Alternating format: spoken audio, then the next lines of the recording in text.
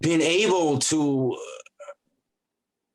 mold these young men in sometimes impossible situations and get them to D1 school. Not in D1, obviously that's amazing, but D2, D3, just getting to that level after high school. How Yeah. have you been able to do that so successfully? Yeah. So, a lot of my guys fight identity crisis per se.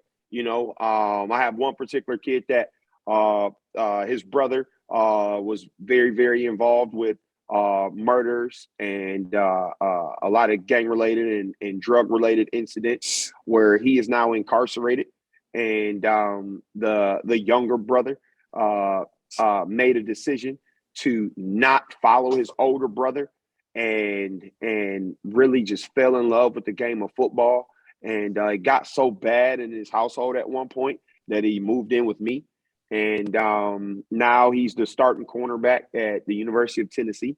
And, made plays in the bowl game, had an interception in the bowl game versus Purdue. And just went through surgery, came home. First house he came over was at my house on the couch as if that belonged there. And so it's really just creating a consistent approach of identifying the journey of success and the difference in the two paths. You can't have both.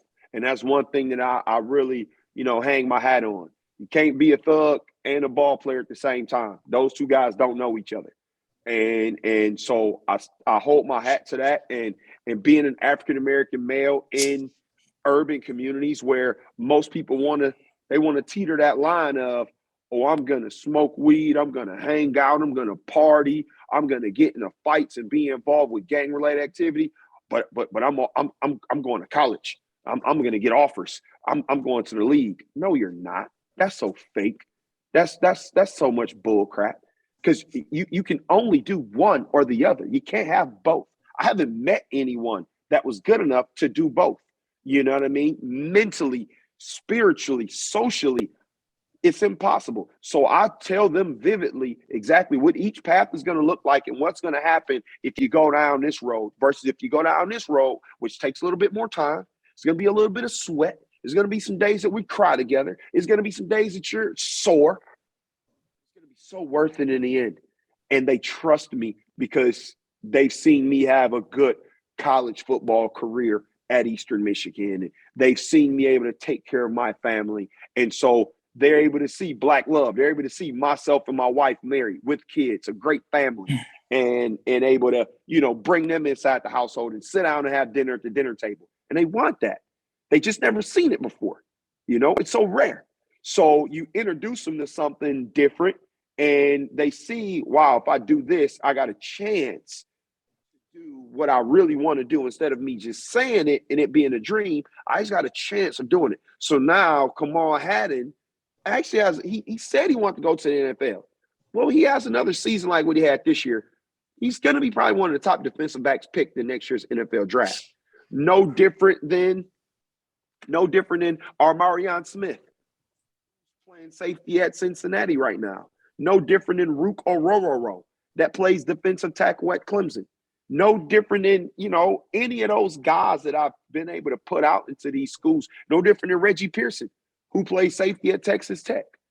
All of these guys that we've been able to put out, there's also a bunch of guys that went and played D2 and NAI football that have got their degrees now. And they're the first graduate in their family because they were an inch too short or maybe 0.2 of a second slower on their 40. They were good football players too, just didn't get recruited by a bigger school. So that was the large amount of kids that we were able to put out of here from 2009 until I would say 2013 when we had our first Division I guy leave out of here. So for us, it's really treating every single one of them as if we love them unconditionally. And we're showing them this is the way that you got to live your life. There's consequences to negative behavior. And we're transparent about it, and we're very direct about it. And we let them know we're not going to tolerate anything other than you giving your best effort at everything you do. That's academically, that's socially, and that's athletically. And we keep it in perspective. Athletically is last for a reason. Because if they're a bad student, I can't send you to a great school.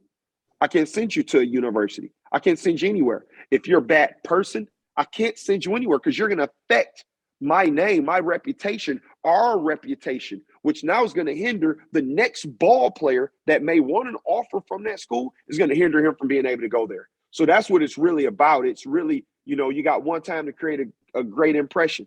And when I send a kid out to a school, you're my chance of creating a great impression. You're going to be the difference maker on why that school wants to come and recruit and offer kids here, or a reason that school doesn't want to come here ever again because you went and you embarrassed me, you embarrassed yourself, you embarrassed your program. So we hold them to standards, and I think those standards, remain true to who we